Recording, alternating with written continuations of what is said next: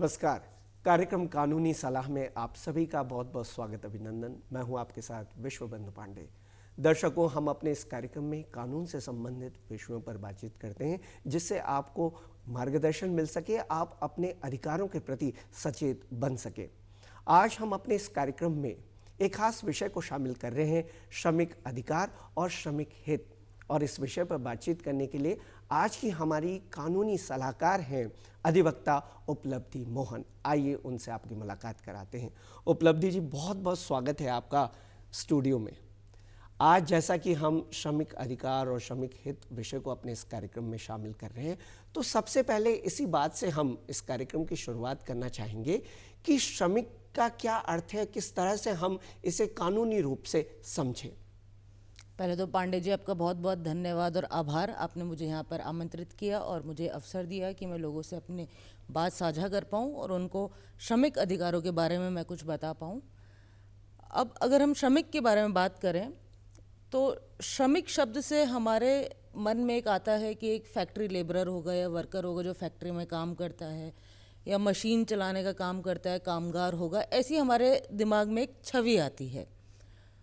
पर श्रमिक जो शब्द है वो सिर्फ एक फैक्ट्री के कामगार तक सीमित नहीं है। श्रमिक में आज की डेट में आप देखेंगे तो बहुत सारे हम प्लेटफॉर्म के ज़रिए डिलीवरी बॉय हमारे घर में आते हैं, जिनमें हम ऑनलाइन एक ऐप के ज़रिए एक अपना ऑर्डर देते हैं और एक इंसान हमारे घर पे हमारा ऑर्डर देकर जाता है। अब उसको हम डिलीवरी बॉय बोल लें या कुछ बोल लें जी।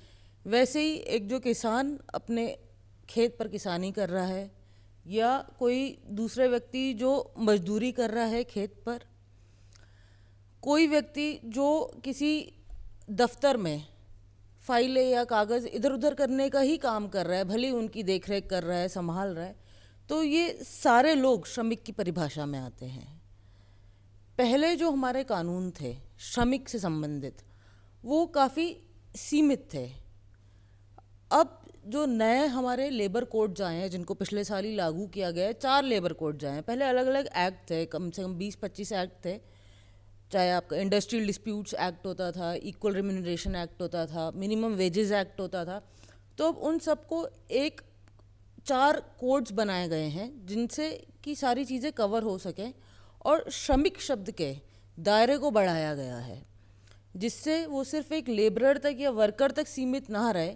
उसमें आज की डेट में श्रमिक शब्द के दायरे में जो हमारे घर में लोग काम कर रहे हैं वो भी शामिल हैं।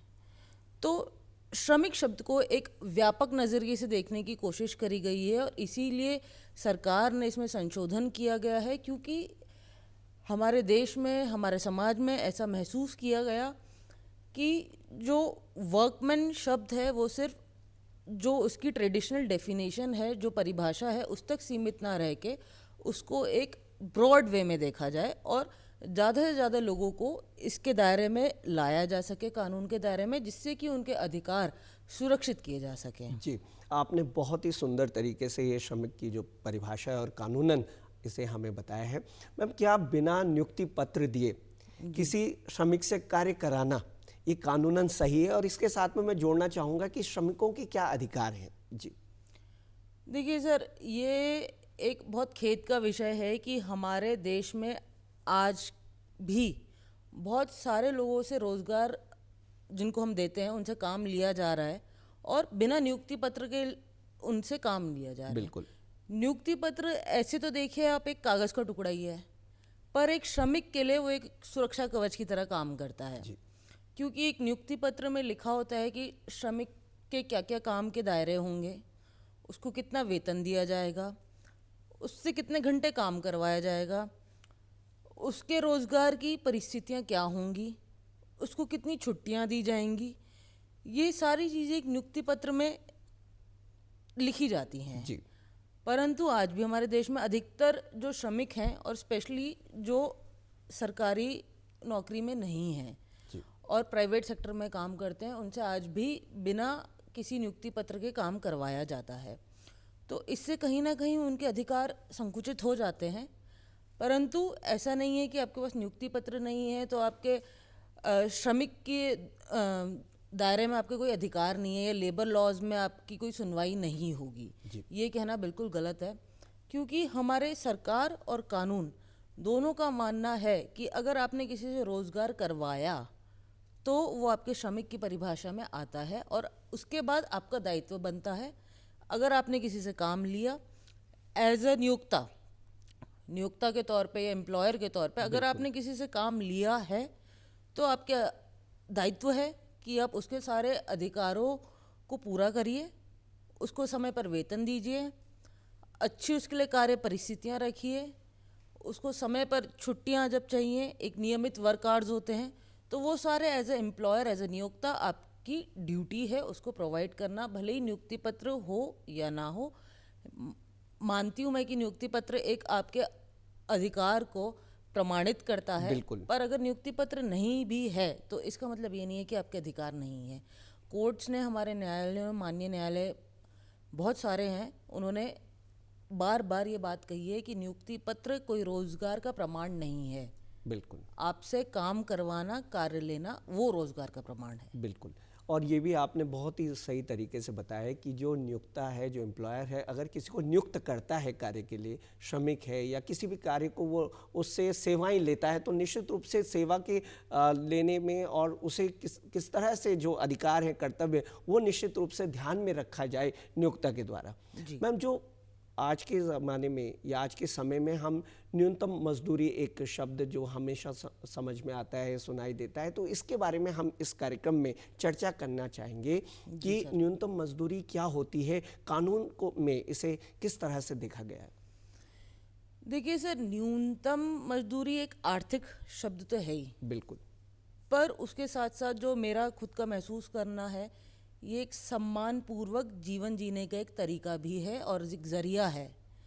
अगर मैं कहीं काम करती हूँ, मुझे अगर न्यूनतम मजदूरी नहीं दी जाती है तो मैं एक क्वालिटी लाइफ कैसे मैं व्यतीत करूँगी। जीवन व्यापन करने का एक साधन है न्यूनतम मजदूरी। अब न्यूनतम मजदूरी क्या होती है? सरकार का कहना है कि न्यूनतम मजदूरी वो होती है जिससे कि आपका भोजन, आवास, कपड़ा, बच्चों की शिक्षा, और अगर आपको कभी आकस्मिक या कभी आपको मतलब आपातकालीन स्वास्थ्य की सुविधाओं की ज़रूरत पड़ जाए तो वो बेसिक चीज़ें आप कवर कर पाएँ, उनका खर्चा निकाल पाएँ, वही न्यूनतम मजदूरी है। अगर न्यूनतम मजदूरी भी नहीं दी जाएगी तो वो एक तरह से हमारा जो आर्टिकल 21 है, quality of life, freedom of life and liberty जो बोलता है, तो उसमें एक राइट क्रिएट किया है, राइट टू क्वालिटी लाइफ जी, तो उसका भी उल्लंघन है।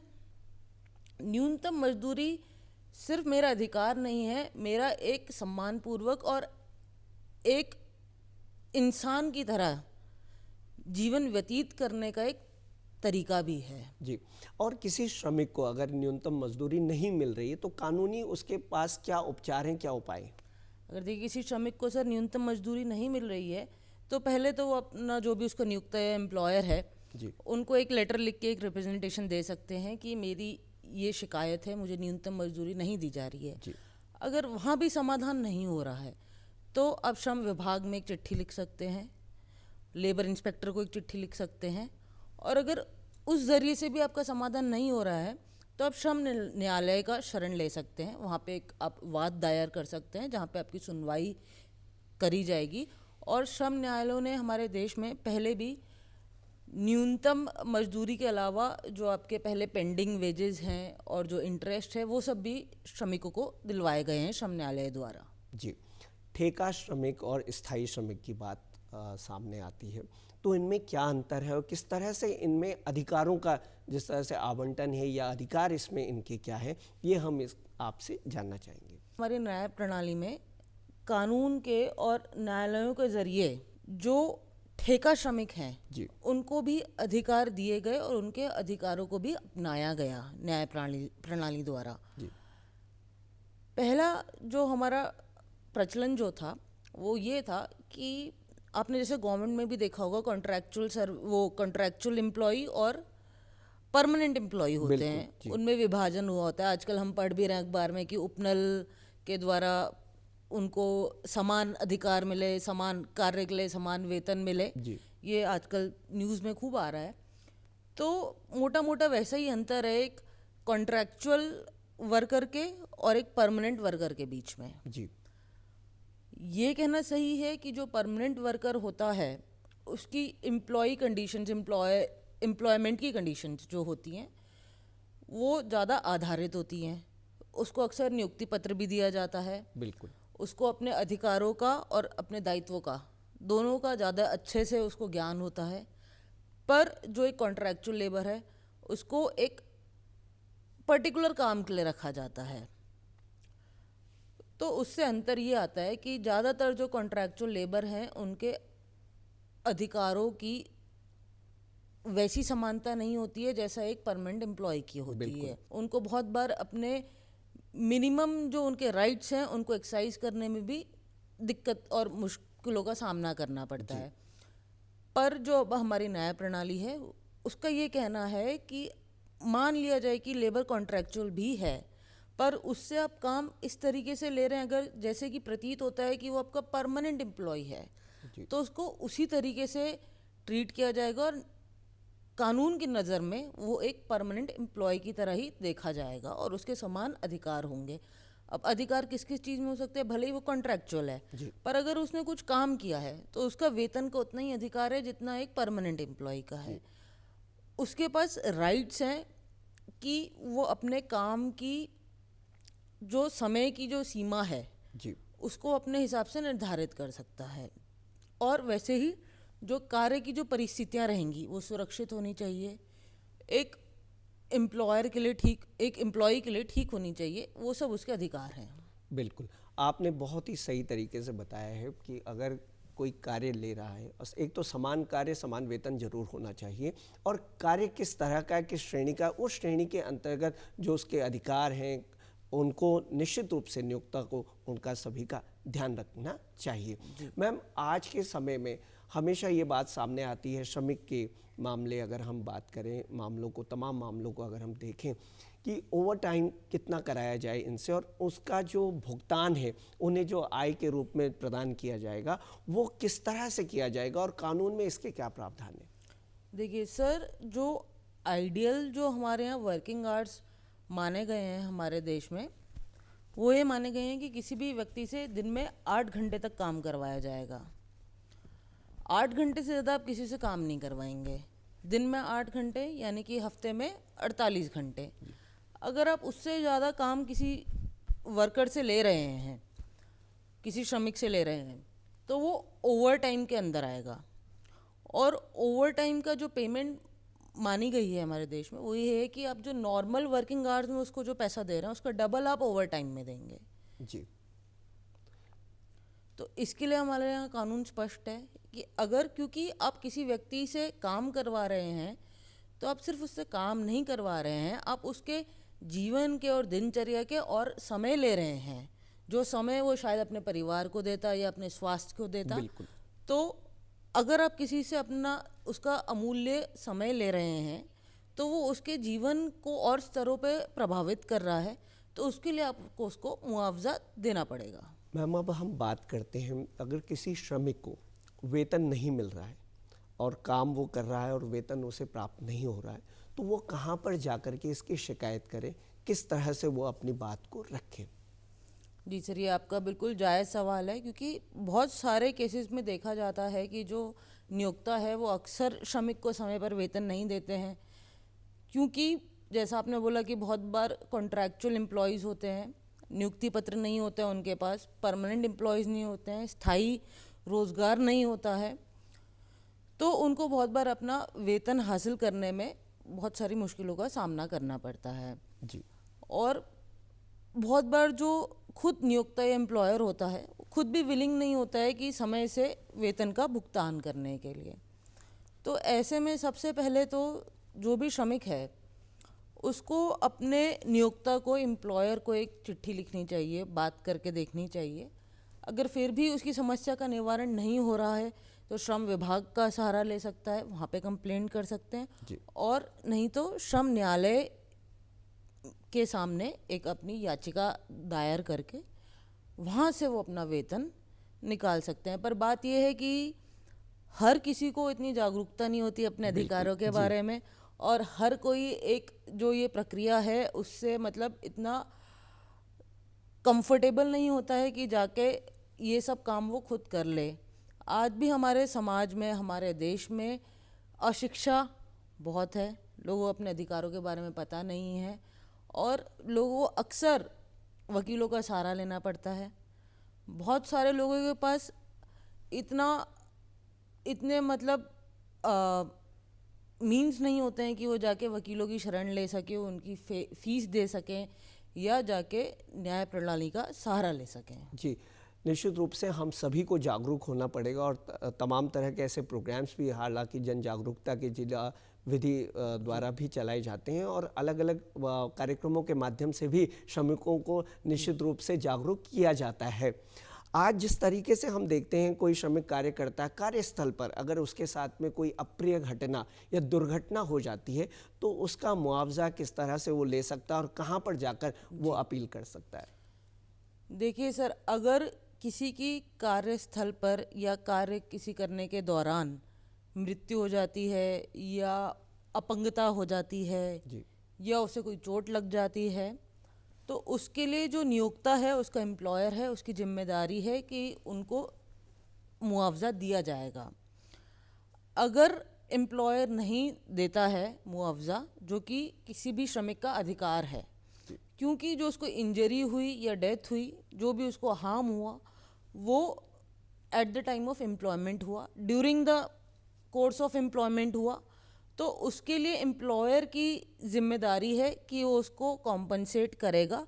अगर एम्प्लॉयर नहीं करता है तो फिर मैंने आपको जैसा बताया कि श्रम न्यायालयों का सहारा लिया जा सकता है। बिल्कुल, और कानूनी उपचार जो है वो हर समय उपलब्ध है। हाँ जी, श्रमिक वहां पर जाकर के अपनी समस्या को रख सकते हैं और निश्चित रूप से वो समस्या से निदान एक पाएंगे। चीज़ मैं और बताना चाहूँगी सर, जैसे काफ़ी सारे राज्य हैं जिन्होंने आजकल श्रम न्यायालय का या आपको कोई भी लेबर लॉज में कोई रिलीफ चाहिए तो उसके लिए ऑनलाइन पोर्टल बना दिए हैं। जी जी, जैसा कि हमारे राज्य में भी है, समाधान पोर्टल है। तो अगर कोई अपने आप पर्सनली जाके श्रम न्यायालय की शरण नहीं ले पा रहा है तो वो अपनी समाधान पोर्टल में भी ऑनलाइन शिकायत दर्ज करवा सकता है।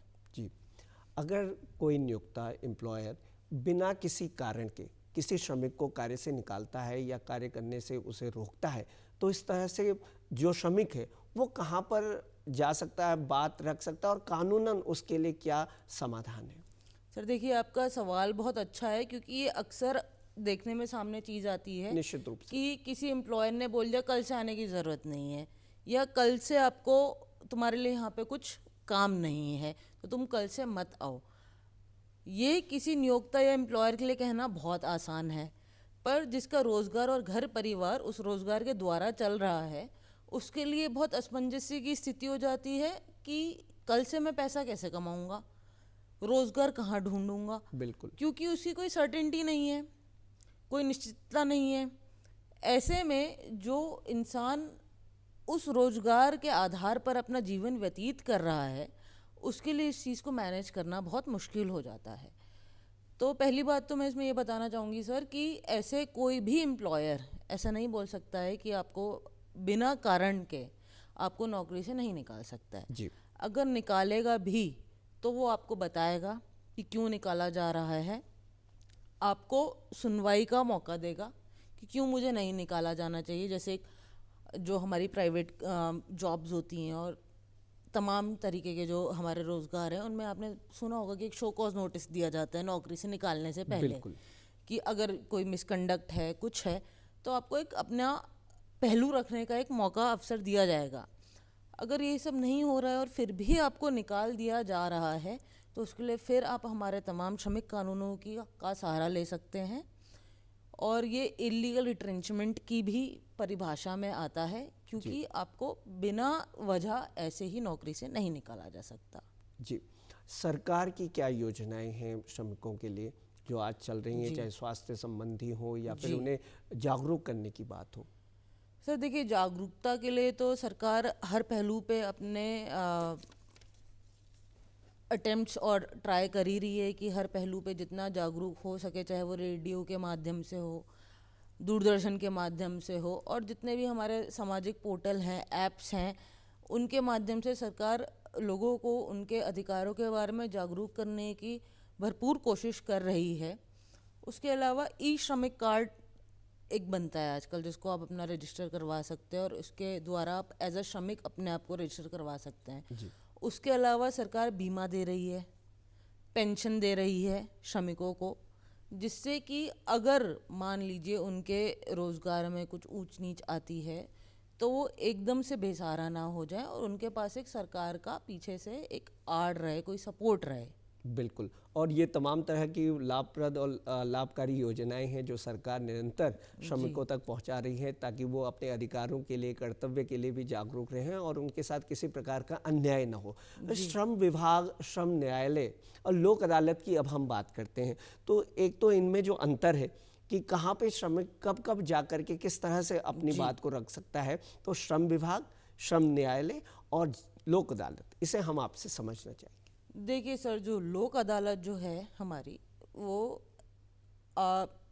परमानेंट लोक अदालत की हम बात करते हैं, जो स्थायी लोक अदालत है, वो हमारे लीगल सर्विसेज अथॉरिटी एक्ट के अंतर्गत स्थापित की जाती है और वहाँ पे हम किसी भी वाद के सेटलमेंट के लिए जा सकते हैं, जिसमें हमको आपसी सलाह मशवरा से, जिसमें हमारा कोई एक मीडियम रास्ता निकल सकता है, उसके सेटलमेंट के लिए हम लोक अदालत में जा सकते हैं। अब श्रम न्यायालय में जहाँ पे हमको लगता है कि कुछ सेटलमेंट नहीं हो सकता और हमारे बीच का कोई कॉमन ग्राउंड नहीं है, तो वहाँ पे हम केस की तरह लड़ने के लिए अपनी शिकायत लेके जा सकते हैं। और श्रम विभाग जो है, वहाँ पर हम एक, अगर हमको एग्जीक्यूटिव से प्रशासनिक ऑर्डर हमको चाहिए या एग्जीक्यूटिव से हमको कोई दिक्कत है, तो उसके लिए हम श्रम विभाग में जा सकते हैं। जी मैम, जिला विधिक सेवा प्राधिकरण जो है वो किस तरह से श्रमिकों के हित में कार्य कर रहा है, किस तरह से उन्हें कानूनन सहायता मुहैया कराने के लिए कार्य कर रहा है? देखिए सर, जिला विधिक सेवा प्राधिकरण जो है, एक तो वो, अभी तो हम स्थायी लोक अदालत की बात कर रहे थे, एक अस्थायी लोक अदालत भी होती है जो हर 3 महीने में कंडक्ट करी जाती है, जिसको नेशनल लोक अदालत भी बोलते हैं जी।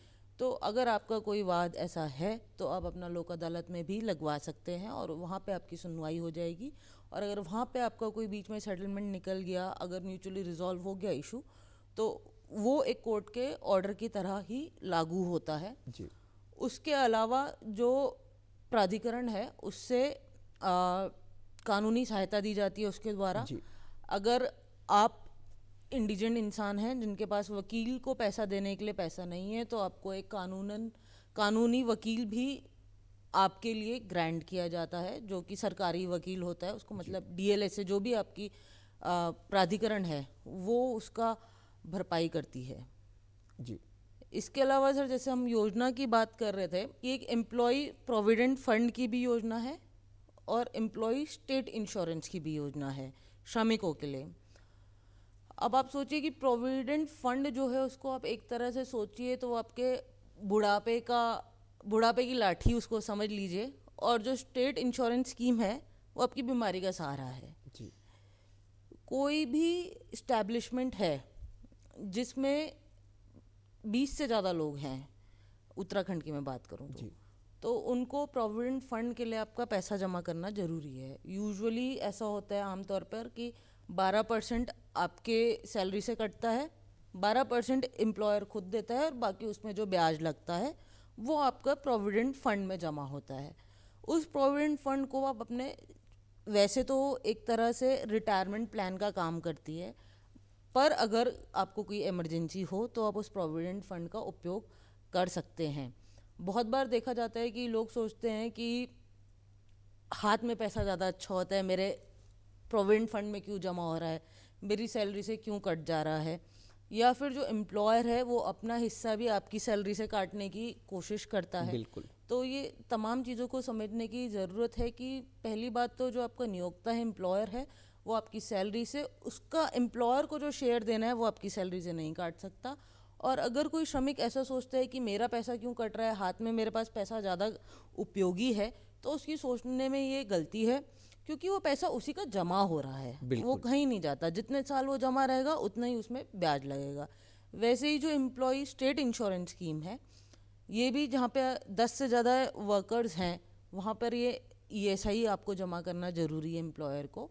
और उससे अगर आपको स्वास्थ्य की या कोई परेशानी है आपको और आपके परिवार को, तो उसका आपको लाभ इस इंश्योरेंस स्कीम में आप ले सकते हैं। जी, अगर कोई फैक्ट्री बंद हो जाए और अचानक से बंद हो गई है, कभी ऐसा लगता है कि ताला लग गया है, तो श्रमिक वहाँ पर जो कार्य कर रहे हैं वो कहाँ जाएं, किस तरह से अपनी आवाज़ को उठाएं, ये खासतौर से बहुत ही ज़्यादा महत्वपूर्ण प्रश्न है। जी।